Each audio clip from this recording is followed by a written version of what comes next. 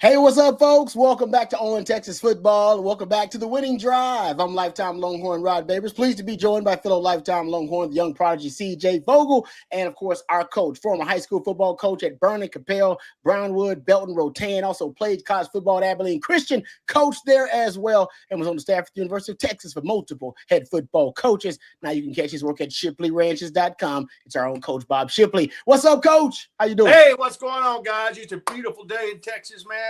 I think I can play some wide receiver. I hear we may need a little bit of experience out there on the field this spring. The crazy thing is, Coach, your lineage are all good, great wide receivers and skill guys. What position you played? Fullback. Just fullback. Hard-nosed, just a dumb butt. Fullback. Bulldozer. See guy, hit guy. Exactly. Fullback, man. Oh, a position that's disappearing. We don't even got a fullback on the roster at Texas, do they? I know. Yeah, I know. It's sad. But we need one. We need one to bulldoze some holes, Mackey put those defensive linemen back there, remember that? He like Loki, remember Derek Loki? Yeah. He put him in there and bulldoze those guys through. Oh, man, I like that. It's a thing of the past. Put it on a t-shirt. What they call say? We need him to bulldoze some hoes. That's right, baby. Holes. You said holes, right? I know. That's it. Okay, I'm just checking. Holes. I got you. That's what I said. I'm just making sure we're on the same page. Yes, sir. Yes, sir. All right. See, we got to start off right. We're already getting derailed here. Had way too much fun. Thank you guys for joining us. No matter where you're joining us from, we really appreciate you guys joining us. So you guys know how this works, right? You drive the show whatever direction you want to go. Super chats jump to the front of the line. You guys can interrupt the show at any time. The main topic, Sark had his media availability, his press conference today.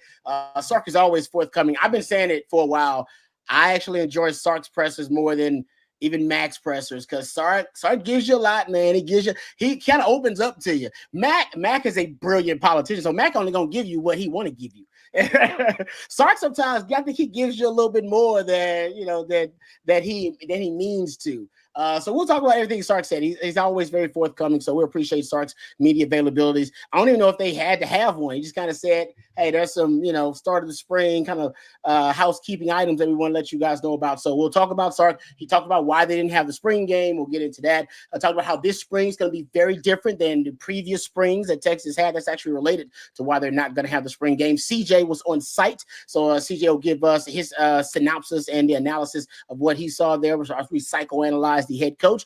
Also, I get a chance, I get the privilege actually to interview Coach Mac Brown tomorrow. I'm going to interview him for Third and Longhorn. So if you guys, I haven't done my prep for the interview yet. I know Mac really well, as you guys do. So I'm not going to do a ton of prep, but you guys have questions that you think, are you want to ask Mac that are good questions, throw them out there. I mean, seriously, I'll consider them and I'll write them down here if they're really good. And I'll ask Mac. We're probably going to have about an hour with him. So it's going to be good, man. He gets some meat, some good stuff from Mac. Also, by the way, I'm interviewing David Ash too, straight Ash homie. So if y'all got some questions for David Ash, throw them out there. I'm interviewing David Ash and Mac Brown. Not I am, but we are the Third and Longhorn crew interviewing David Ash and Mac Brown tomorrow. So that's going to be real fun. So if you got questions for both of those guys, throw them out there. And like I said, we'll talk about them on the show here, but I'll also write them down in my notes here, and we'll do that. All right, let's get into it, guys. Let's start with we got a lot of stuff here that I want to get you guys thoughts on about what Sark mentioned in his media availability. You were there, CJ, so obviously I want you to kind of lead the conversation. He was asked about or addressed why they're not having a spring game, why he's decided that they're going to abandon that format for Texas. You were there and you heard Sark get into it. And I think he kind of addressed it multiple times, but it was not the answer. The reason for him not wanting to have a spring game is not what I thought it was going to be. Is that fair to say? 100%. And I was kind of, I guess this was more just the public perception of the lack of a spring game than what Sarkisian had originally anticipated, and said, hey, essentially we got 27 brand new faces. We got 5, 6, 7, 8, however many brand new coaches on the staff, not just here at the University of Texas, but, kind of in their own new role for the first time in their career. So this spring has to be about getting them up to speed, getting them to the level in which we do things here in Austin at the Texas football program. And to do that, all 15 of these practices have to be looked at as individual sessions to learn, to grow, to develop, to get used to the speed here. So Sark said, yeah, we can't be spending, a lot of this time basically going out scrimmaging, right? We know that we're going to have talented guys. We're going to be physical with them, but we also have to be aware that, for 16 games, if we're expected to play that many each year, it's a lot to ask for these guys to walk back out there just about 2 months after the season concluded and pad back up and go through 3 more scrimmages with 14 other additional really heavy practices. So yeah, it's all about preserving the legs, if you will, preserving the bodies, but also just making sure that by the end of it, these guys are 100% up to speed with everything that they need to know going into the football season. And of course, Coach, the other thing I wanted to mention is Sark said, I don't know if I did myself and this team, it's due diligence going into the season. Should we have played a Trevor Gooseby earlier in the year? Should we have played some of these younger cats earlier so that by the time that games 14, 15, 16 come rolling around and an injury occurs, they're ready to go? So Sark, one thing that I thought was really interesting, he said, yeah, I'm now a firm believer that everybody on roster, they see the within the first 4 games, all 4 games. Yeah. Then you go about redshirting and that conversation later on. But I thought that was a really interesting takeaway is, yeah, the big point right now is Sarkisian, this staff, they know that they've got to build that depth and do so from a very early point in the season moving forward. I think that's a really interesting take that he has. And I agree. It's always difficult as a coach. I always try to get my assistant coaches to steal your subs some reps as you can, not wholesale substitutions, but, these guys that we may have to count on later in the season, get those guys in there occasionally here and there, sprinkle them in, get them some reps, when you feel like it's appropriate.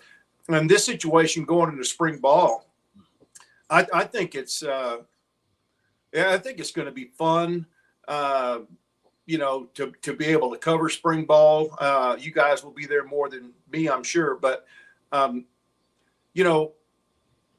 there's just not a lot of experience, I'm talking wide receivers,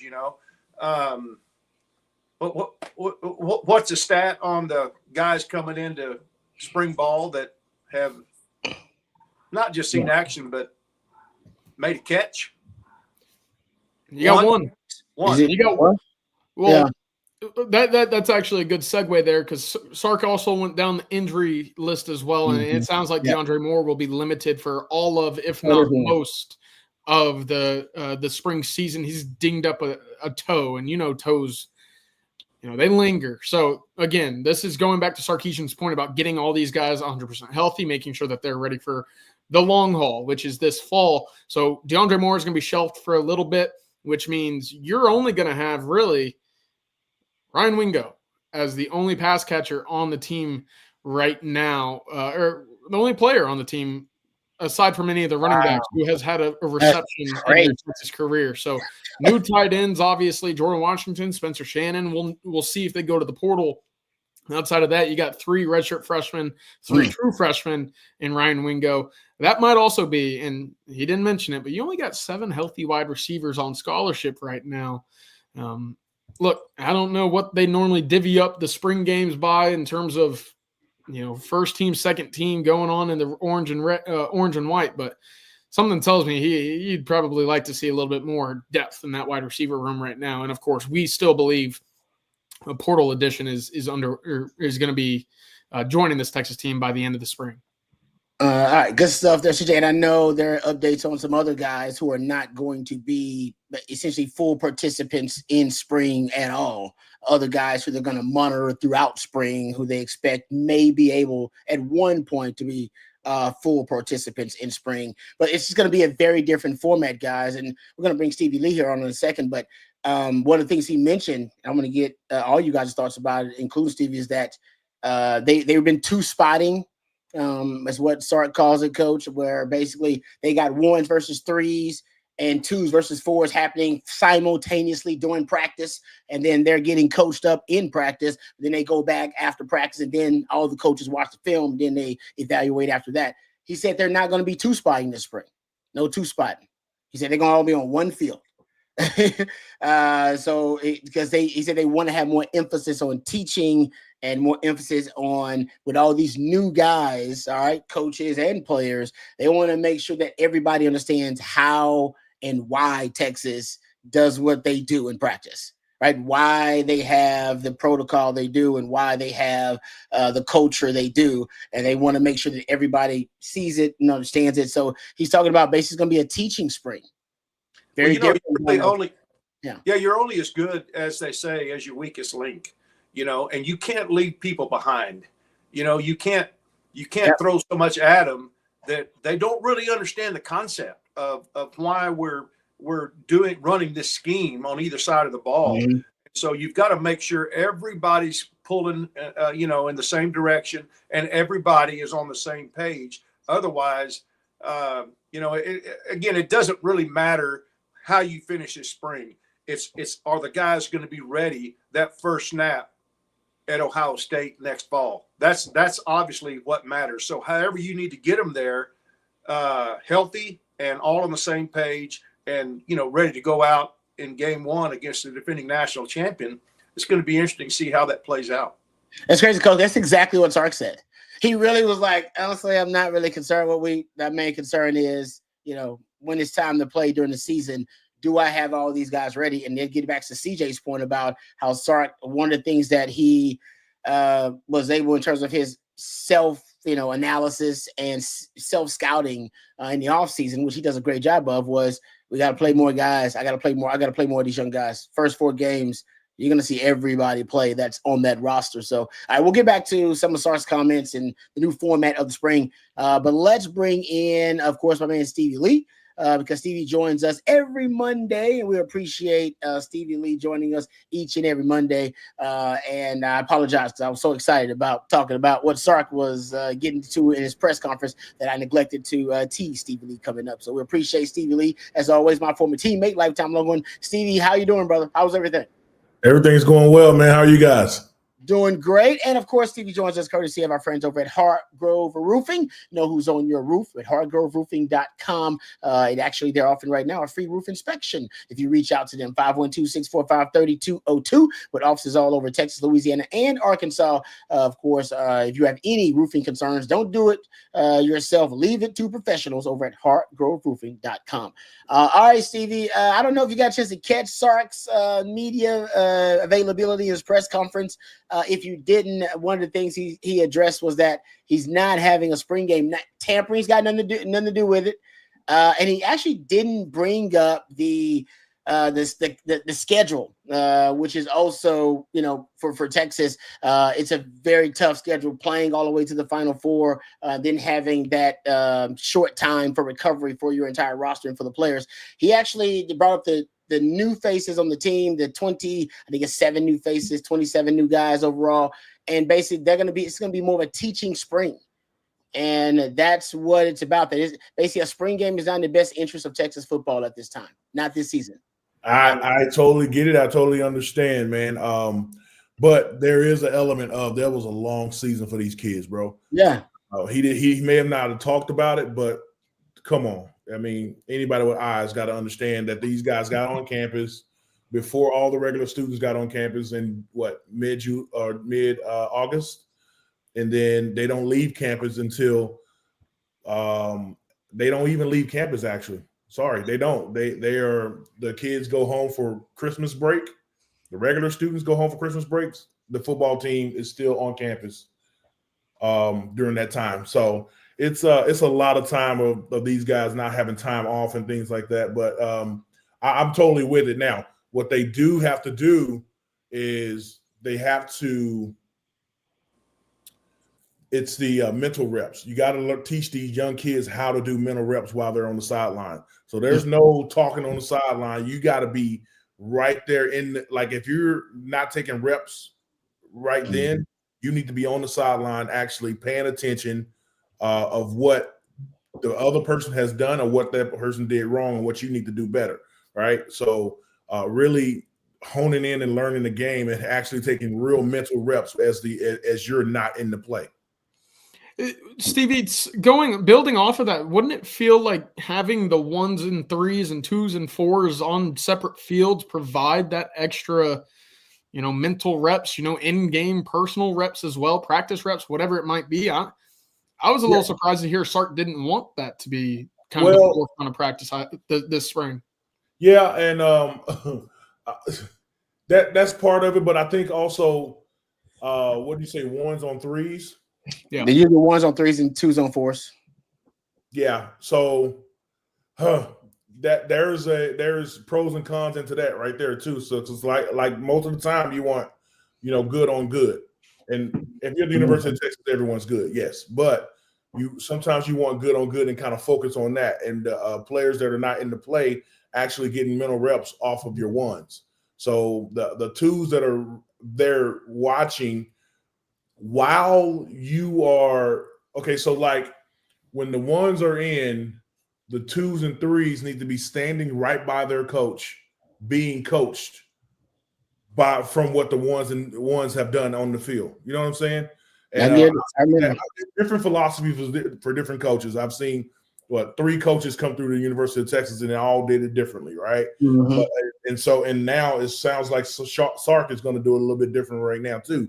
But I never really like 1s on 3s, because you're a 3 because you're young and you're getting there.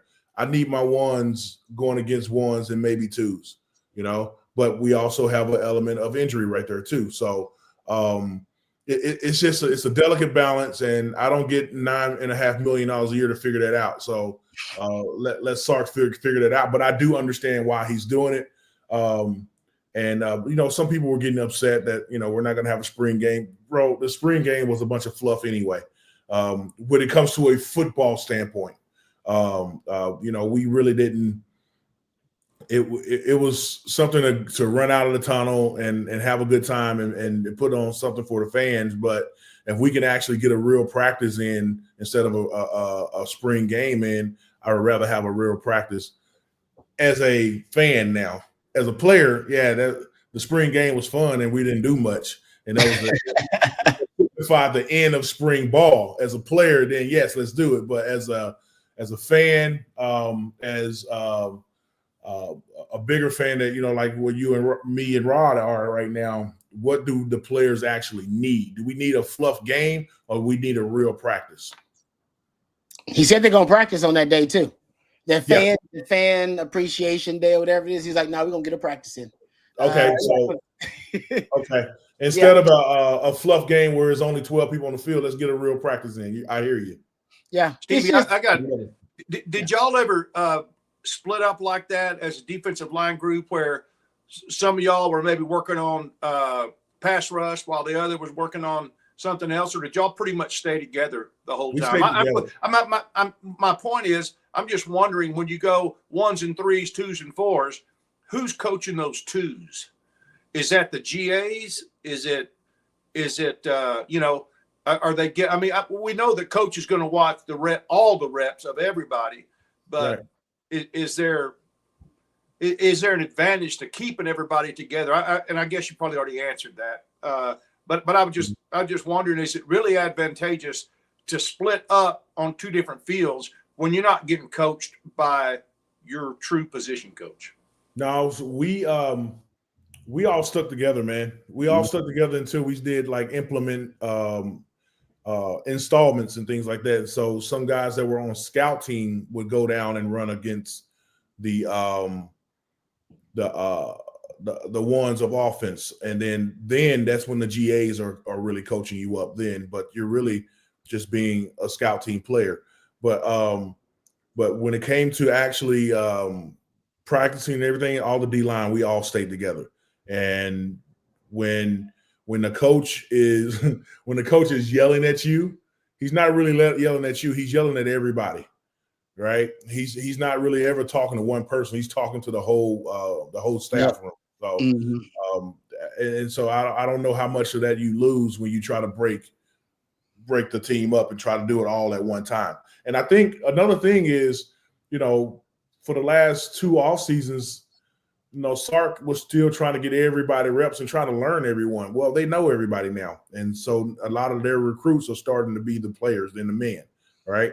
And so they know what they can do. So we can pull back off of such physical activity and actually do some more implementing and mental reps. That could be a philosophy as well.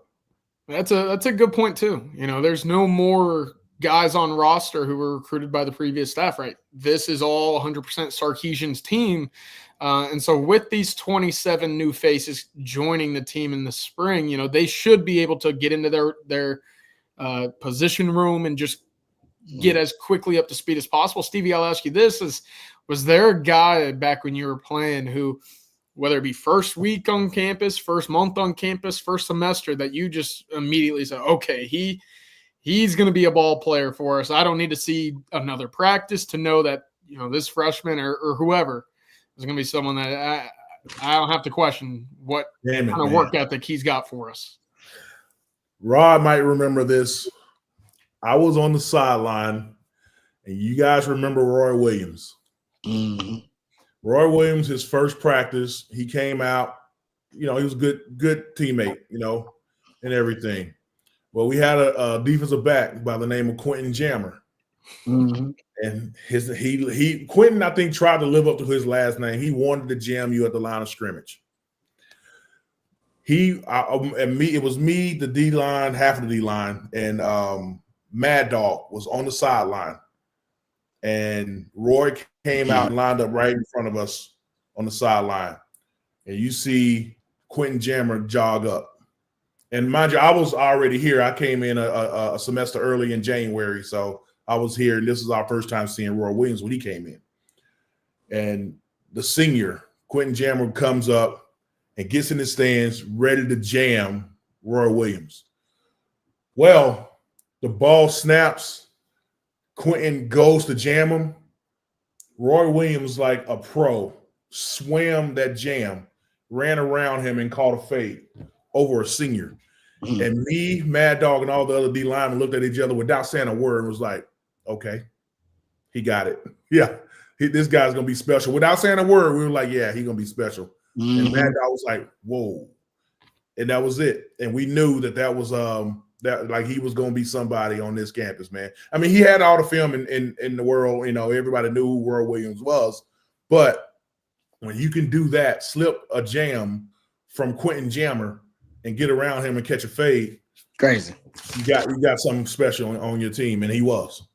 Yep. I mean, that's two top 10 picks going at it, right? Wasn't Jam was top 4 or 5, wasn't he? Yeah, Jam was something crazy like that. Yeah. Yep. Yeah. Yeah. So, no, yeah.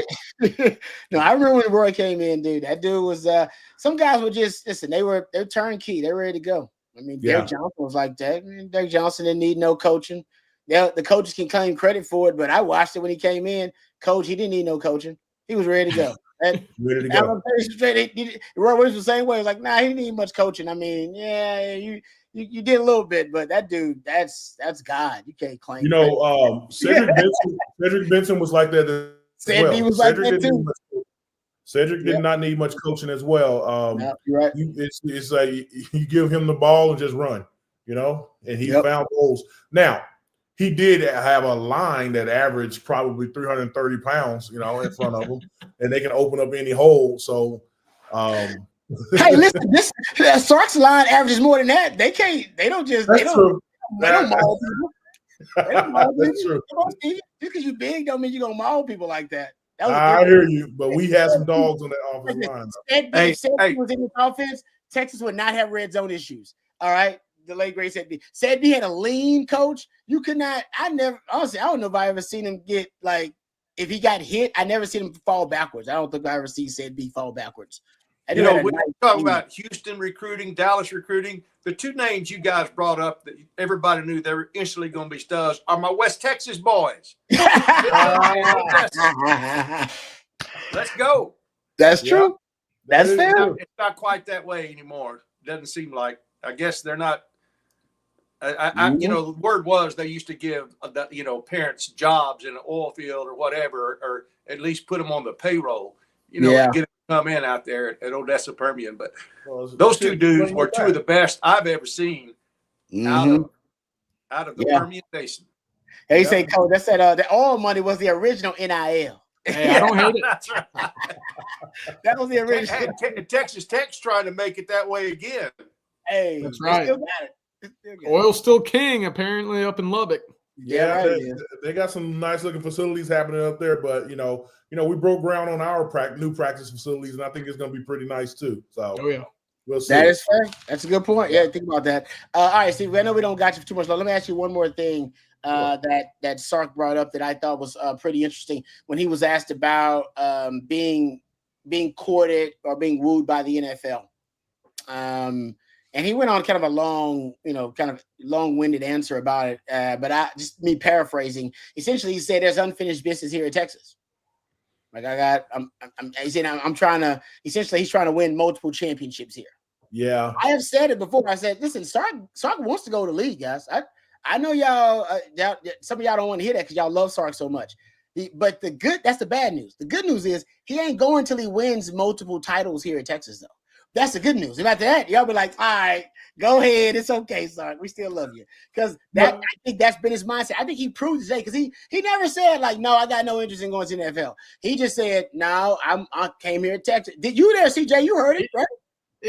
I don't want to put words in his mouth, but to me, the vibe I got was, hey, the time's just not right yet. I'm not ready to go. So, hey, I don't know how long, but to your point, Rod, it's not going to be something in which he leaves Texas empty-handed. By empty-handed, I mean something right there. So, got you.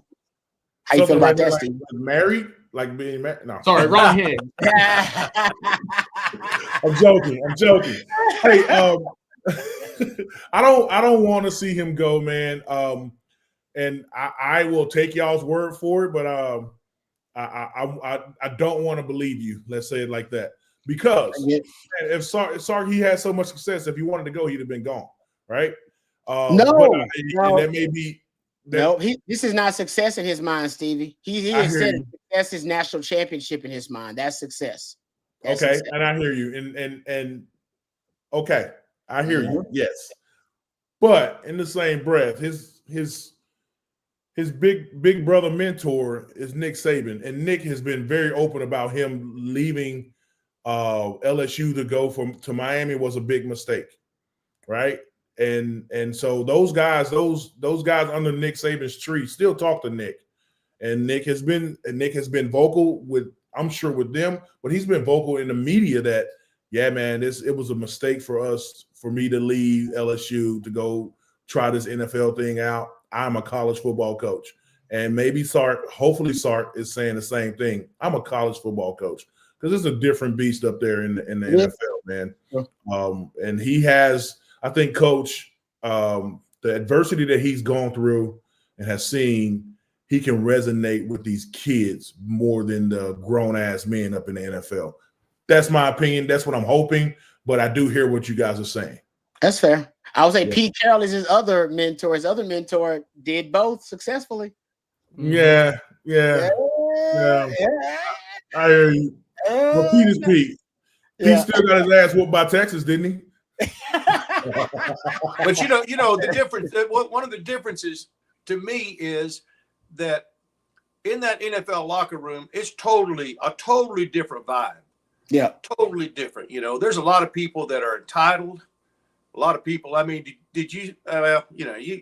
You look at the money those guys are making, and you look at they got family, it's a job for a lot of them.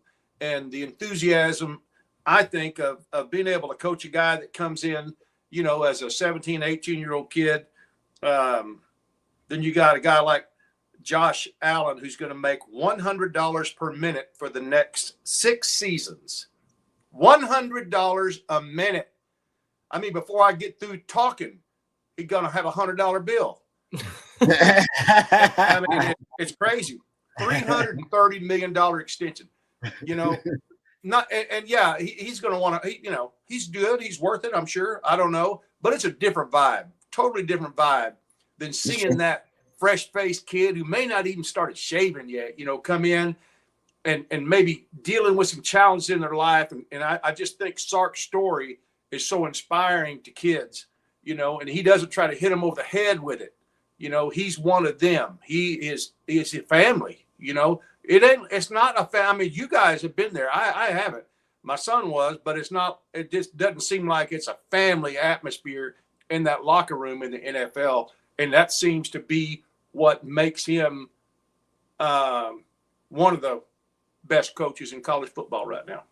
Yeah. No, it is intriguing. I agree. I mean, it's very different. I agree with you on that, Coach. Like, it ain't the same thing, but I don't know. There are a few coaches who have been successful at both levels. Pete Carroll's one of those. One of his mentors, Jim Harbaugh, I think, is in that conversation. Jimmy Johnson's in that conversation. Not many. And like I said, the good news is, guys, my prediction is when Sark wins a title or two, he's gonna get intrigued by the NFL. If we get there, you know what? I'm fine with him leaving. If we get, we won multiple championships at Texas. I want that problem. That's crying from a yacht, as our coach would say. Yeah, but you also think about your legacy too. Legacy at the University of Texas, you'll basically live forever. Coach Royal's dead and gone, and we talk about him just about every other day. You know what I'm saying? Yep. So, you can win a championship and leave here, and it just doesn't feel as deep, just cementing your legacy at the University of Texas. But there's bigger and better things out there, I guess. But you don't hear many people talking about Bear Bryant anymore. Yeah, well, with Alabama, they're talking Nick exactly. Saban. It's how about Nick Saban.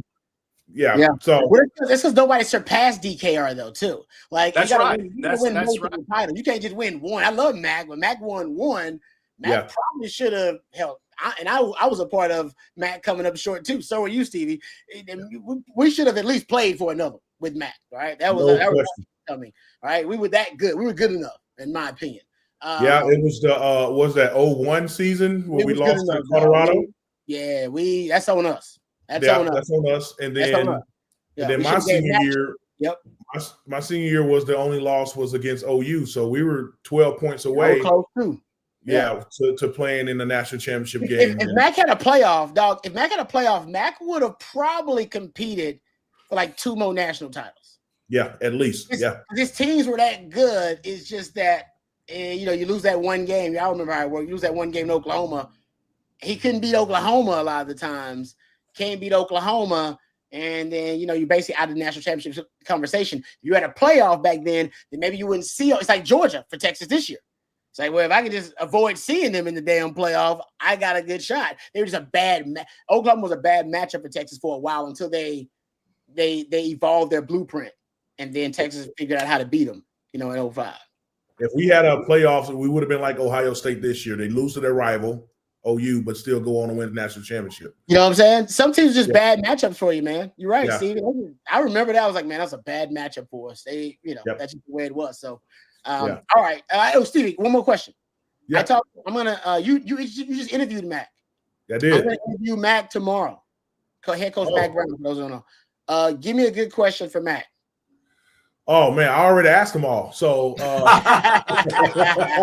just go check out your interview and steal your questions. No question. Go do that, man. Do it. But no, I asked him about what made him so good at recruiting. He got some good guys in, right? What made him good at recruiting? And his answer was phenomenal. But what also for some of the big time names that came back for their senior year, like Leonard Davis had no reason blocking me as a freshman, and he was a senior or 1 foot out of the NFL. He should have been gone already. Mm-hmm. How did Mac Brown? What I wish I would have asked him was, I asked him about recruiting. How did he re-recruit? Getting Mike Williams to stay, getting Jammer to stay for his senior year, getting some of these guys that could have gone their junior year to come back and actually stay their senior year, getting Ricky Williams to come back for his senior year. Yep. That man can recruit his ass off him. You can give up a couple $1 million, few $1 million to come back to school to play for free. Yeah. Yeah. Right. So And the running joke is if you go to the NFL, it's a pay cut. But that's a question I wish I would have asked him is how do you get those guys to come in and still buy into a program when they know they could have been in the NFL? Yeah, that's a good question because honestly, Sark is dealing with that now in terms of keeping his own guys on his roster. Every coach has got to deal with that. I feel like you got to re-recruit every year the same players. Every year. And no doubt, you have to. You better be good at it too. All right, Stevie, thank you, brother. We appreciate all the knowledge and the time. We appreciate the great stories too. And thank you to Hardgrove Roofing because without hardgroveroofing.com, we wouldn't get Stevie each and every Monday. So thanks, Stevie, and have a great rest of the week, brother. Yeah, again, let me say something about Hardgrove Roofing, man. I got a client I'm selling a house over here in Georgetown. Hardgrove Roofing is basically near downtown Austin. I called him one evening around 5, 6 o'clock. He had someone on my roof the next morning, and gave us a report, and we getting a brand new roof out of the deal. So call those guys, man. Love it. Thanks, Steve. Yeah. Thanks, Steve. We appreciate that. We'll see y'all later. All right, thank you very much to Stevie Lee and to our friends over at Hardgrove Roofing. That's hardgroveroofing.com, 512-645-3202. Offices all over Texas, Louisiana, and, of course, Arkansas. And you can reach out to them today and get a free roof inspection. So don't do it by yourself. Trust me, you want to leave it to professionals, the professionals at hardgroveroofing.com. All right, we'll get to a super chat here, and then we'll get back to discussing the Sark media availability. There's one more other nugget, a couple other nuggets actually that I want to get to that Sark brought up. But Is 420 somewhere says people are up in arms about the spring game being canceled. Sark is playing the long game and making sure we are ready to play in January. I don't care about a spring game. I want a natty. That is essentially what Sark, at least the reason I think he's giving. Like I said, he could have easily went, man, my guys, Stevie said it, my guys they played late into January. All right, they just got back to campus because of this ridiculous college football calendar. I have to think about what's best for our players and recovery and them having, a social life. And, he could have went there and everybody was like, yep, he's right about that. And you know what? It's the college football calendar, NCAA. They screwed it again. Or he could have went tampering, which everybody's crying. He literally went out his way to say it ain't tampering. Didn't he, CJ? He said, it's not about tampering. He said, this is not, Coach, I promise you. He started off it wasn't a rant, but he started off the answer saying this is not about tampering. He said, we don't care about that. Everybody's looking at our roster. When you think about it, I mean, if you're the top 4 or 5, maybe even top 10 in the country, everybody knows your players. Everybody knows what you have. It's those San Diego State, and those other teams like that get poached, when people are able to sit down and just, watch their spring game, and see what they're doing, because everybody's spring game was on some kind of format, availability for everybody to watch. So. Yeah, I agree with that 100%.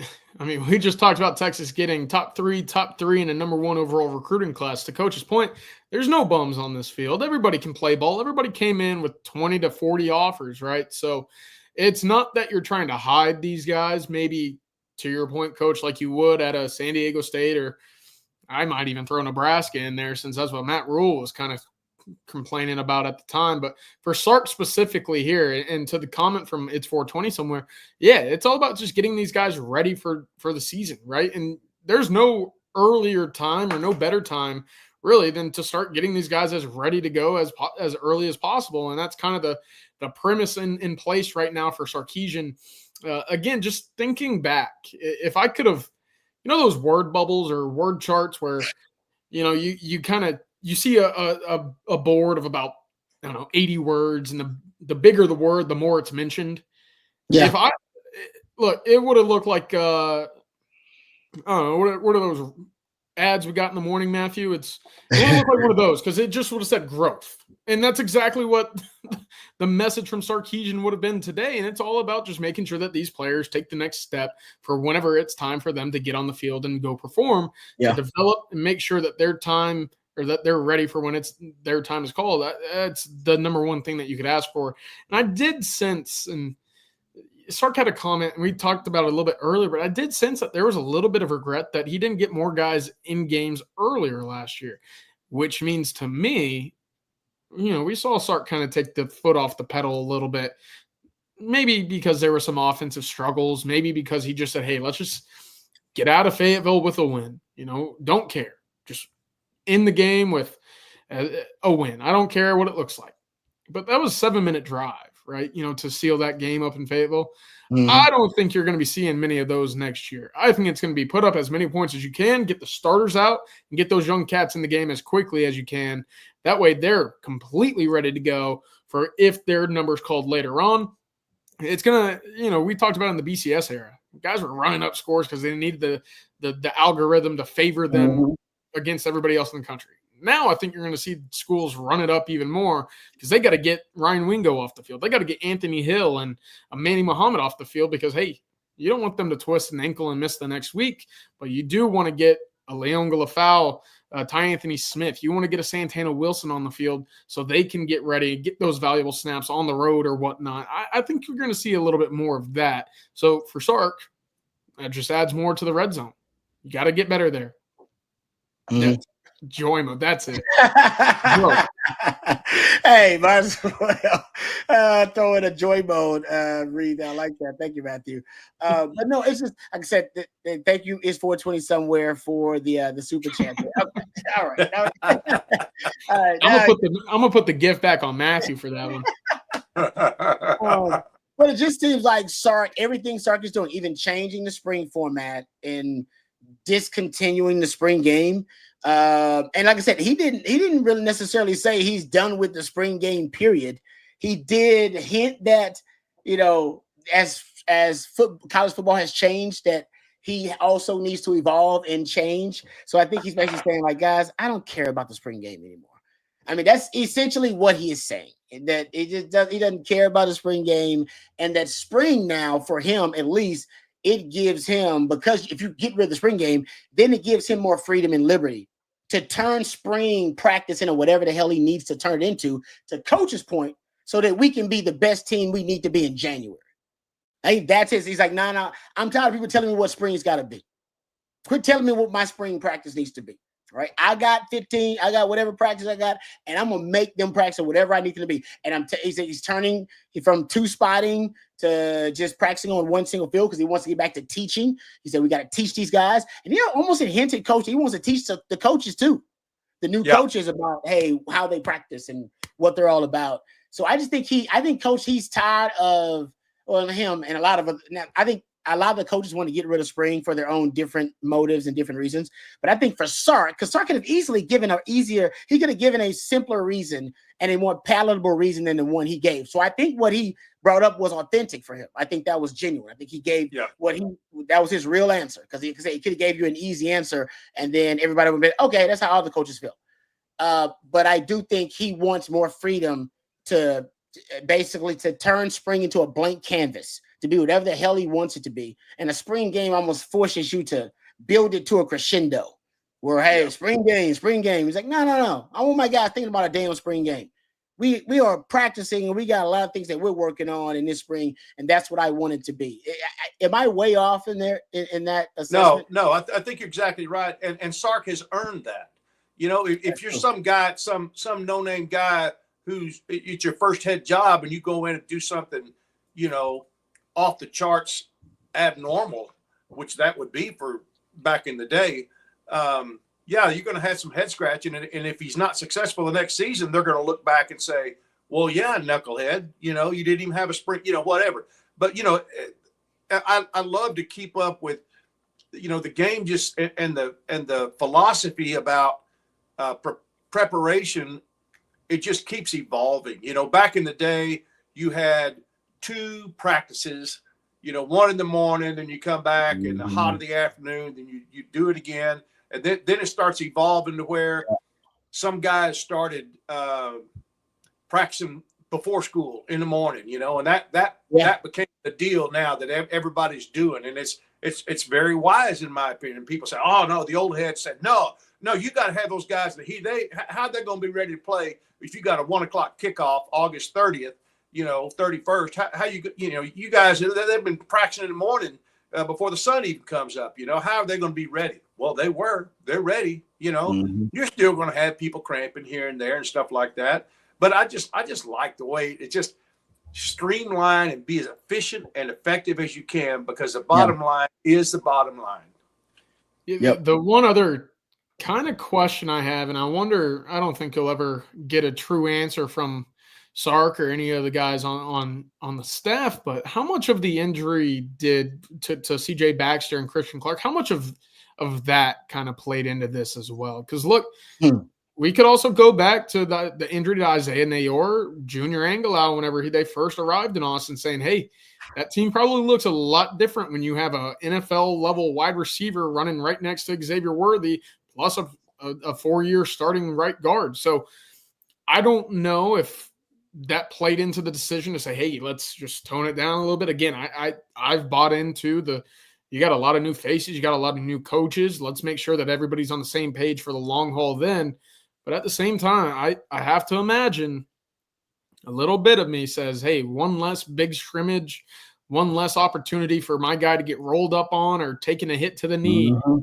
I think that plays a bit of a role as well. Yep, I totally agree with you. I think it's a kind of an amalgamation, but I think you're right, CJ. I think it's changing now his thought process, which is why he's going to the NFL model. He keeps listen. I keep saying that when he wins multiple titles here at Texas, I said win, that he's going to go to the NFL. He keeps talking about the NFL. He keeps dropping. How many times did he mention NFL, CJ, in that damn press conference? There are a couple. He's always talking about the NFL. It's him. He's like, yeah, the NFL does it this way. The NFL, they do it this way. And I was like, okay, if I'm talking about my ex all the time, I mean, at one point you were thinking like, man, Rod B must be, he's thinking about her a lot. I think he thinks about the NFL a lot. I think he thinks about it a lot. He looks at it like he admits that he goes to visit NFL teams. So, all right, before we get back to the Sark presser, let me thank our friends over at Flat Creek Estate Winery. Did you know the most awarded wine in Texas is actually the vineyard closest to Austin? That's right, folks. Flat Creek Estate Winery, just minutes from downtown Austin, and they've won award after award this year for their vintage wine, Super Texan. Super Texan is now available at your local specs, so please give it a try. Of course, Flat Creek is also a gorgeous venue with barbecues and wine tastings every single weekend, perfect for a day date with your significant other or a weekend getaway with your significant other. And also, we had a recent member of the OWN Texas family tell us they got engaged at Flat Creek Estate Winery. So no matter what the events, no matter how special it may be, our friends over at Flat Creek Estate Winery, they can accommodate all of your needs there for a variety of different holidays, a lot of different occasions, no matter what it may be. Also, they produce some of the best premium wines on the market. I also saw their display over at the local Central Market here in Austin. So the good word is getting out about Flat Creek Estate Winery. Check them out for yourself. That's flatcreekestate.com. All right. One of the things that Sark brought up that I thought was interesting, and CJ, I know you really wanted to hear Sark. I remember asking you earlier this week about, hey, what do you want to hear Sark talk about? And you talked about how he builds his staff. What is his philosophy on building the staff? And I thought it was really intriguing of how he talked about balance. He's kind of obsessed with balance, and then he got deep into it, and then we talked about backgrounds and all this kind of stuff. And did you think that was, or at least was it for you sufficient in terms of what you wanted to know about how he builds the staff and how he goes about selecting coaches to acquire to build the staff? Yeah, I did. And I thought it was pretty interesting there. On top of building guys with a lot of youthfulness and a lot of experience to kind of conform together, he did mention, and this was our theory too, Rod, is that he wanted to go out and find guys with specific ties to specific areas, right? He mentioned Mark Orfe and the ties to Georgia and Florida, Alan Clark being from Baton Rouge. Look, you lose Terry Joseph, who was also a native Louisianan. You just replaced that recruiting territory with a guy who's up and coming, who probably wants to get out there and go, get some skins on the wall, if you get what I'm saying, on the recruiting trail. So I think that's great. On top of that, you get guys with previous ties to the staff, Dwayne Aquina being the most notable whenever it comes to working previously with Johnny Nance and having the history that he has at the University of Texas, which, Rod, we could go on about this for days, but the names that Sark mentioned who have already come back to campus and been around the program this offseason since just Dwayne Aquina was hired, I mean, there are programs that have just never produced that can't even boast those names in their hallway, that are let alone walking around in Moncrief right now. He's talking Aaron Ross, Quandre Diggs has been around just about every day. Quentin Jammer. I mean, Michael Huff is basically he's got his own parking spot out there, for God's sake. So that I think that's great. But yeah, going back to the philosophy of going out, getting a youthful guy in Chad Scott, who's 43, but has coached for about 17 years. So experience plus youth, that's great. Akina, a lot of experience, a lot of skins on the wall. And then Mark Orfe, I mean, again, I think Texas did a great job finding him. That's another guy that Sarkisian mentioned. His first go around, he hit up Mark Orfe saying, hey, I got an analyst job for you. And Sarkisian, whenever he's got good analysts, we've seen it twice already. Kenoto Hudson getting promoted, Mike Bemonte getting promoted as well. Sark likes to keep these guys in-house as long as possible. So I think that's a great sign for longevity, to the point that we're having about the NFL jump. Longevity means something for Sark. And I think that, again, building that staff around recruiting, around youth, around experience, it's a great combination of the three. Hey, Coach, because it's interesting because you have built a coaching staff yourself. Sark admitted that even the balance of personality types, age, as CJ mentioned, recruiting background in terms of, hey, this guy's has a footprint in Florida, or this guy's got a footprint in Atlanta, whatever it may be. He said he considers all of it, even the age thing. We said, oh yeah, we got some young guys coming in. So Coach Akina, being a veteran coach, that was key when Gideon left. I want a veteran to help even kind of coach the coaches a little bit and these young guys. Is it that for you? Was it also that it seems complicated? I guess the best way to say it, that you consider all of those elements when you're building a coaching staff and bringing in new coaches. Yeah, absolutely. Even not just a coaching aspect, but when you're in staff meetings, you're throwing around ideas. You don't want all, geniuses, and you don't want all guys that were all pro NFL, and you don't want guys, that all are kind of from the same mold. Yeah, I love it. I mean, whether it's experience, age, ethnic group, what area you're familiar with, recruiting and coaching, and who you've worked for, and whether it's air raid or whether it's Patterson's defense, whatever it is. Yeah. He's in a situation he can kind of pick and choose. Hey, I want to know more about that stuff. Let me find a guy that's got a tie to that. And certainly Johnny Nansen coming in was a huge hire. I didn't realize. You kept saying it, Rod. I was like, I'm just going to sit back and see, what a huge impact he made on our defense. And so now then you got two guys, from that lineage that have worked together, that are very highly successful. And I think it's brilliant the way that he's done it. I mean, too many guys, they want people they're comfortable with. Oh, I've known this guy. Well, we were buddies, or I always just, I always went out and drank beer with him when we were on a recruiting trail or whatever, at night, just, no, he's very, I just love the way that he's putting the puzzle together, Yeah. And when you put a puzzle together, it's, you can get those, the edges are real easy to put together. It's fitting in all that other stuff, just right. And that's essentially when you put a staff together, you're putting a puzzle together. And I think he's brilliant at it.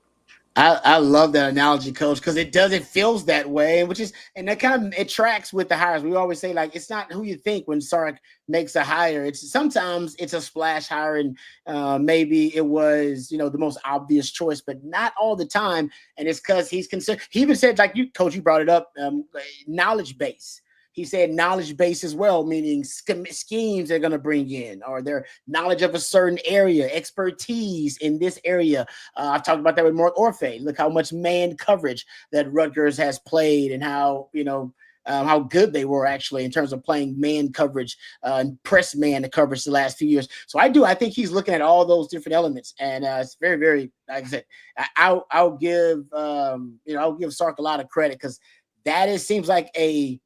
seems like a tougher way to build a staff, to consider all those different variables. but it has worked out for him when he made the right choice. It seems like a lot of Longhorn fans is like, hey, man, pick the top guy and go keep offering the top guy the most money. And so it's like, nah, that's not the way we operate. I like a little youthful vigor. I want some guys who are hungry. You know what I mean? I want some guys. Hey, some guys, got family. Some guys may not have family. Some, like Coach says, some guys are old, some guys are young. Some guys, you know what I mean? That those different elements, and then they all come together, man. Good job by Sark. He's done a great job so far. No need for us to doubt his acquisitions at this point. Okay, something else he brought up, guys, that I think is worth discussing. He talked about Neil Brown, but only a little bit. And nobody actually asked a Neil Brown question, right, CJ? I didn't get a specific Neil Brown question. Wasn't mentioned.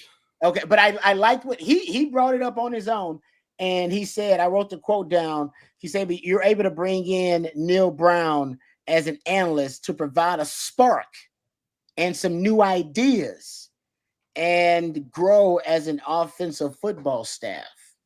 So he did mention new ideas and a spark. I don't even know what that means, but we got some liberty here. So I do think Neil Brown's going to play. If I had to choose how impactful he's going to be, Sark has got a really good track record of bringing in analysts, and then you see a little bit of a tweak offensively. Brought in Paul Chris, multiple 6 offensive line packages, more of those Big 11, Big 12. Brought in Gary Patterson. We talked about the defense evolved, became a match quarters team and a match third team. Joe DeCamillis and his help with the special teams. I think Neil Brown's now. I think some of the things you talked about, CJ, with the run game, quarterback run game specifically, design runs, just more variety in the run game overall. I don't know. I may be looking too deep into it. I was hoping somebody would ask specifically about it, but the fact that he brought it up and his quote was new ideas and a spark. And I think he's talking about the run game because you led the country in all explosive plays offensively. And, I feel he's talking about the run game more than he's talking about either part of the offense, but I could be off. Yeah, and I go back to what you mentioned about the Bijan, Roschon hangover, right? You didn't have those guys to get the ball on the 4-yard line and punch it in because they were just that level of talent, right? And you didn't necessarily have a difference in push from one year to the next on the offensive line since it was the same guys. So, yeah, you got to get a little bit more creative. And what does that mean? Well, this year we saw more rollout passes to a Matthew Golden or Isaiah Bond who were just beating other defensive backs one-on-one.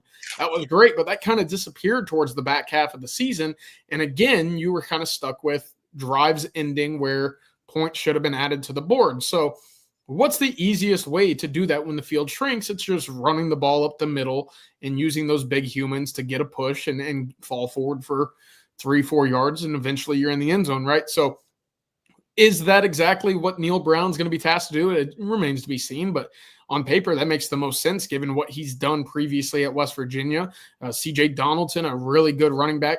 Letty Brown, another really solid back. And again, let's not forget the quarterback run game because Garrett Green, 253 rush attempts over the last 2 years at West Virginia. Again, I don't think you're going to see Arch Manning put up those level of numbers, but I think it would be a big mistake to sit there and say Arch's legs are completely off limits, especially when that field gets real tight, because we know how athletic Arch is and what kind of level Quinn ran a few QB read option pulls. He had a few where within 6-7 yards, it was like, hey, can you get that for me? If yes, go do it because we're struggling here. So, yeah, I think 100% Neil Brown can provide something like that. And if it's anything close to what Johnny Nansen was able to do defensively, look, that's really the one missing puzzle that we've seen under Steve Sarkisian's offense here at Texas is that red zone efficiency. So after that, you kind of unlock that level get that door unlocked for the Texas offense. You're going to be really tough to stop in my eyes. Yep. No, it is. Coach, you've been around there with analysts, in the analyst role. I think maybe the rules have changed a little bit about what they can do, but Texas run game, I think it could use a bit of a boost. I think it'll get it naturally with Arch Manning, honestly. I think that'll get the fact that he can run a little bit. They got to respect that, coach. They got to. Yeah. Well, I don't want to beat a dead horse, but Sark he's not one of those kind of guys with the ego that thinks he knows it all. And he's going to do things his way. and I'm going to get people in here that think like I do. He wants to learn. He's going to these NFL, coaching staffs, practices or whatever, and he learning and bringing these people in, and he's got that. That's a riddle that he hasn't solved yet. Nope. Some of it could be personnel, but obviously part of it is philosophical, and he's got to find the right philosophy and system to match the personnel that he has, and like you said, back with Bijan and Rojan, that's you don't have to have much philosophy with those two guys, back there. But you got to figure out what you have and how to best utilize what you have. And we just haven't found the combination to unlock the key to the success in the red zone yet. And so I love the fact that he's still, let's get these guys in, man. Let's just go back and watch the film last year. Let's look at all our red zone cut-ups, and what could we have done here, Yeah. No, I think Sark does a good job of that, by the way. That's one of my favorite things about Sark. Matter of fact, he said it. Okay, so my favorite part of the media availability is probably me patting myself. Matter of fact, let me read South Point real quick before we dive into that. And then I'll tell you my favorite part of the media availability. Texas football fans, you can score an easy extra point this season when you get to the point with our friends over at South Point Dodge. South Point Dodge has over 600 vehicles in stock right now, including a great selection of Ram 1500s, 2500s, and 3500s. Whatever your truck needs, South Point Dodge is your one-stop shop, including right now is a great chance for you to stop on by South Point Dodge because they have a great deal happening with over 50 of their Ram 2500s all marked down with huge savings right now at South Point Dodge and at southpointdodge.com. So you can go check out their inventory for yourself in South Austin off of I-35, or you can go online, make it easy for yourself before you stop by your friends over at South Point Dodge in South Austin. Go to southpointdodge.com and then you can see their inventory online for yourself as well. It is your one-stop shop. Austin's automotive everything, whatever your truck needs. If you're in a trade-in, maybe you're on a new car, maybe you're on a used car, it doesn't matter. South Point Dodge can accommodate whatever your automotive needs may be. We appreciate them for being a part of the On Texas football family and sponsoring the winning drive. southpointdodge.com. All right. My favorite part, this is why I love Sark. My take on the Texas-Ohio State game and Ohio State's win over Texas. And I said, I told you, Coach, I told you, CJ. I said, he didn't break tendency at all. He didn't break tendency. I watched his team a lot. No tendency breakers. And I told you, CJ, I said, didn't it feel like they ran out of plays? I said, I feel like he ran out of plays. I know that's a weird thing to say. I said, but I feel like he ran out of plays. Did y'all hear the quote at the end of the media availability? I'm going to read part of it for you. He basically said, because they had, he said, once again, referencing the NFL. He said the NFL playoffs are different. You got a certain amount of time in between games, and everybody's got the same amount of time. He said you get a bye week if you're the top seed. If not, you go 7-7. You get the Super Bowl, you get 2 weeks. Everybody's got the same amount of time. He said for the college football playoffs, it was different, right? Sometimes you got 10 days, sometimes you got 2 weeks. He said they had to play right after the SEC title game because they didn't get the bye. He brought all that up. And the first thing he said was CJ brought up. He said, my guys everybody on the roster needs to play in the first 4 games. First thing I learned about the college football playoff. He said, all of my guys got to play because I never know who's going to have to, who basically is going to have to contribute later on in the season. I don't know because of injury. So I got to play everybody. But then, Coach, he said the second part is, all right, I won't read the whole quote for you. I'll spare you. Here's the part I want to look at. He said, and you always want to be able to rely on the things that you do good, but yet making sure we've got enough creativity involved to take advantage of opponents' stuff so that there's a fine line. But again, it's a little bit different than the NFL playoffs. Guys, he said they didn't have enough. I read the quote went on to say, he said, so you better have enough stuff ready to take advantage of, but also he says, break some of your own tendencies along the way. That's literally what he said. He said it. He said, yeah, I learned you got to break some. How many times y'all heard me say to win big games, you got to break tendency? Doesn't matter if it's NFL, you got to break tendency because everybody knows, everybody's studying what you're doing. He literally just said, nah, man, we ain't breaking enough tendency. And said we didn't have enough creativity. My two tidbits of analysis on Texas losing the college football playoff was, man, I feel like they ran out of plays and they didn't break tendency enough. What did Sark just say? Ran out of plays, didn't break tendency enough. Boom. I love that guy. I love that man. I'll ride or die for him because most coaches won't admit that, coach. Most coaches won't admit that. They'll be like, nah, I got this. I got made to the Final Four back-to-back years. But you said it. His ego, he knows how to check it. He checks the ego very well, and he'll do it in front of the media. God bless that man. God bless him, coach. That's a championship-level coach right there because he's going to correct it. He sees what's wrong, and is willing to admit it openly. When you have college football staffs as large as it, but basically unlimited, isn't it? Pretty much whatever you can afford to hire. You got probably 2 or 3 guys. They're doing nothing but breaking down Texas every single week because everybody on your schedule has you circled.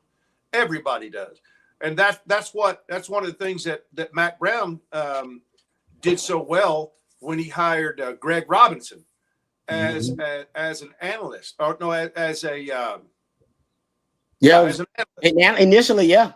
He said you're on OU. You're on OU. That's what I want you doing every week, and that's what he did, and we beat OU, and so that's who we are now. We're the team everybody has circled, and everybody has staff. That's all they do is break down Texas and look at tendencies and match them up every single week. So the coaches, when it comes time to start preparing for Texas, they've got it all spread out in front of them. Yep. That happened last year. What was it, Arkansas, I believe? They're like, yeah, we started working against Texas about a month ago. Texas when they went up to Michigan last year. So, yeah, we started early August. We wanted to get ahead of the game plan. It's not uncommon, but now, Coach, it's just going to start happening more and more earlier in the year, right? It's no longer going to be, hey, it's week 8. You got Texas, you got Oklahoma, you got Arkansas, whoever saying, okay, we got to prepare for Texas. Now it's going to be 9, 10, 11 when you got Kentucky, Mississippi State, and Vanderbilt. They're all saying, hey, we got to make a splash here. If we got to save a season, we got to knock somebody off, and it's got to be Texas because that's going to be the team who either we're hosting or we're next up against saying we got to make a splash somewhere in recruiting or whatnot. Texas has that bullseye on its back going to back-to-back Final Fours, preemptively being the top dog in the SEC going into next year. If we want to get technical about it, by the way. Yeah. But we got 5 more months to talk about just that. So, but yeah, I 100% agree with what you're saying, Coach. And Rod, hat tip to you, my sir. Oh man, no, I'm not. I'm just glad he admitted it because like I said, I watched the team. I watched a lot of Texas football. I told you, I felt like they ran out of some plays. I felt like should have been more, and that's Sark saying that probably should have been a little bit more. Got to bring a little bit more to the table, man. Like I said, that's my coach, my head coach right there. All right, let me read our good friends over at Von Lane. We want to thank them for being sponsors of ON Texas football. Really excited about this partnership, guys. Now, a lot of you out there have tried flying and driving to the 3 major cities or in between the 3 major cities here in Texas, Austin, Houston, and Dallas. Well, Von Lane is the smarter way to travel between major Texas cities. And for the out-of-state listeners out there, Von Lane now connects Nashville, Memphis, and Atlanta as well. So you can check that out at vonlane.com. But let's face it, flying is a hassle these days. Security lines and packed gates and delayed flights, all for 1 hour of travel. That is not worth it. And driving isn't much better. It might be more of a pain to drive if you try that same day round trip. I have driving from Austin to Dallas or Austin to Houston or Houston to Austin. That's hours of lost productivity, emails piling up, calls going unanswered, and work left undone while you focus on the road. And then you got traffic to deal with too. Why waste a day when you can stay connected and productive with Von Lane? Von Lane changes everything, folks. I have actually taken Von Lane several times. I've taken it to DFW area a couple of times. I've taken it to Houston multiple times as well. My wife's a big fan of Von Lane. It's luxury regional bus travel, what some call a private jet on wheels. Feels like that anyway. Sink into a plush leather seat with a leg rest. Stay connected with complimentary Wi-Fi. Enjoy complimentary snacks and drinks on every trip, plus the delicious meals on select departures. If you need to freshen up, they have hot towel service as well. And if you want to relax, they have eye masks and pillows and blankets to keep you cozy. The Von Lane team takes care of every detail, folks, so you can sit back, relax, unwind, and enjoy the most comfortable travel experience on the road today. For business travelers, it's perfect to recapture productivity. You guys know I love to go down the rabbit hole and work. Well, it's great. You can work on the trip there with Von Lane. But if you want to sit back as a leisure traveler, just sit back, relax, and finally get a nap, you can do that because it's really, really comfortable. And if you are planning a football game or a concert, special event, say it's a wedding party or a bachelor trip, you actually can charter your own Von Lane coach for the ultimate group experience. Von Lane is first-class travel without hassle. See for yourself. Visit vonlane.com. That's VONLANE.com and use the promo code OTF25 for $20 off your first trip. That's OTF25. You'll get $20 off your first trip at vonlane.com. Thank you very much to Von Lane for being sponsors of the Winning Drive. All right, before we get out of here, got a couple of questions. CB says, I'm interviewing David Ash, lifetime Longhorn David Ash tomorrow, and head coach Mac Brown. So I'm really excited about that. So I asked you guys for random questions or topics to bring up. CB says, what did Ash think about Beyonce wearing his jersey? I will ask that. I'm serious. No, I really want to know. Because if Beyonce ever wore my jersey, guys, I would have that picture not only on my phone as my screensaver. I would also, my wife would disagree, but I would have it in the house somewhere. I got it in the garage, in the office. Like, I'm going to have that picture up. Yeah, it's going to be in your house in the trash can. That's where it That's probably in the office, coach. Probably in the office then. I'm probably in the office. But that's a good question. Does he celebrate that Beyonce once wore the David Ash jersey? Does he celebrate that? In a bathing suit? Oh, yeah, man. I'd have that. Yeah, that'd be everywhere. I have that as in my profile picture on everything. I'd be walking out to the bars. That'd be my ID photo. I don't know. That would be plastered. I'd also ask. Hey, Coach just Brown. ask him this. A serious question. I know David very well. Oh, nice. David, how old were you, or when did you first know who Beyonce was? All right, I like that. Okay. Yeah. Tell him Coach Shipley wants to know, did you really know who she was before she wore his jersey? Because, yeah, that's a good question. That's a good question. I like that. David's country, man. I mean, very conservative family, great family, knew them all. I mean, but I don't think there's anybody in his family that's a Beyonce fan. That's why. Or any kind of rhythm and blues, hip hop, whatever you call it. Oh man, I can't wait. I'll bring that up, Coach. There you go. All right, thank you, CB, for that one. Shivam wants to know, what are your thoughts about the wide receiver room? Do we need another transfer? Yes. Yeah. Point blank, simple. Yes. Yes. Preferably a Shipley, but yes. All right, if we can get him. All right, it's 420 somewhere. Says, Rod, you're going to go out to practice more now that Akina is back. I don't go out to practice very often unless I get either invited, which I have a couple of times, or on some special occasion. But I probably should get out there to go see Coach Akina. So I actually may make a special trip to go out and see Coach Akina, to go out there. I try not to disturb them, though. I mean, I'm not on that totem pole like some of those other guys. So we're kind of in the same boat on that deal, though. Being a staff member there for 5 years, but now I don't really consider myself media, but you are media. Exactly. Yeah, you piss off all the other people covering the program that can't come watch practice, and I have watched practice, but I've never said a word about anything I saw on any of the podcasts, because I'm just not going to do that. I'm not going to take advantage of the availability I have to go watch practice.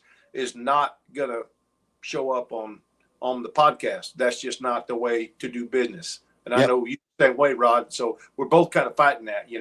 Nobody's going to know when I go see practice, because I don't want the other people hollering at and say, well, Coach, we'd love to have you come, but the other side over there, they said that's not fair because you're really media. So Coach nailed it, guys. That's the reality of it. Like, that's being a media and also a member of the family, like Coach is as well. We got to respect the line. Coach respect. That's right. You don't want to make their job hard. That ain't what you're not there for that. That's part of the reason you guys remember when I resigned the sideline gig. Like, I ain't there for no controversy. I ain't trying to be a distraction to my team, man. That's my team. Like, look at this. People always say all the time, like, about, like, and coaches the same way, and CJ's the same way. Like, do you know about controversies and scandals for Texas? Like very like salacious stuff. And I was like, yeah, I hear stuff. Yeah, of course I do. No doubt about it. But I mean, I'm not in the business of ruining Texas football. that ain't my business. That's not good for our business. Yeah, it's bad for. I love Texas football. I want it to prosper. So I'm not trying to be that guy. All right, and I think that our community that we built, we all got the same goal. Yeah. We want to see Texas thrive and prosper. And if we can be a part of that, helping that in a very small, insignificant way, then you're damn right we're going to do our part. How about this from it's for 20 somewhere before we get out here? It says, don't you all already get all that knowledge with Chad Scott? Why double dip for some same ideas? You're talking about bringing in Neil Brown, I'm assuming. My thought would be maybe they like what they heard from Chad Scott so much. It was like, damn, we want to get some more of that. Can we double down on bringing in some of them great ideas? And they went and got Neil Brown. There you go, 420. That's what I would say. But anytime you bring in a former head coach to be an analyst, you take that. You take that all day, every day, and twice on Sunday. You can't quantify that contribution and what it could be. So that's just a smart move there overall. All right. I believe we are done. Thank you guys for all the questions. We appreciate that. Thank you, Coach, for all the wisdom and the levity. Thank you as well, CJ. Appreciate you and all your hard work there, boots on the ground. If we missed any of your questions, I apologize about that. Direct them to the guys at Coffee and Football tomorrow. That'll be starting up at 8:15. And then we'll have our Tuesday night live stream tomorrow. That'll be around 7:15. And I'll be hosting that along with CJ. I believe Jeff Howe is going to join us for that Tuesday night live stream coming up. But thank you to Matthew behind the scenes. He is the real MVP. Thank you to CJ. Thank you to Coach. And for Matthew. And for our sponsors, thank you to FlatCreekEstate.com, SouthPointDodge.com, and VonLane.com. And until next time, hook 'em horns.